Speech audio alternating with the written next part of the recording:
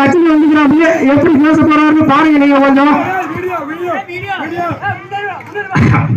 இந்த விழாவிலே வருகை தந்திருக்கும் பெரியவர்களே, தாய்மார்களே, பெருமக்களே, இந்த மாதிரி சொன்னாங்க. வீட்டுல சொன்னாங்க இது மாதிரி பொங்கல் விழா வச்சிருக்கேன், கண்டிப்பா நீங்க வரணும் வந்து பாருங்க சொன்னாங்க. நானும் சொன்னேன், என் உடம்பு சரியில்லை, என்னால வர முடியாதுன்னு சொன்னேன்.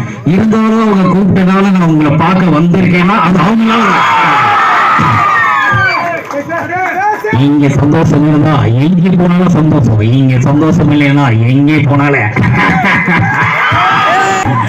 ஒன்னும் பரவாயில்ல. ரொம்ப சந்தோஷமா இருக்கீங்க. இதே மாதிரி எல்லா வருஷமும் எல்லாரும் சந்தோஷமா இருக்கணும் அப்படின்னு நான் ஆண்டவர்கிட்ட கேட்டுக்கிறேன்.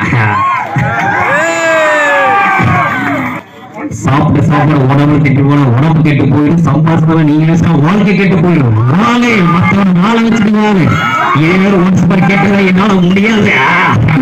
நான் ஒரு வாட்டி சொன்னா 100 வாட்டி சொன்னேன்.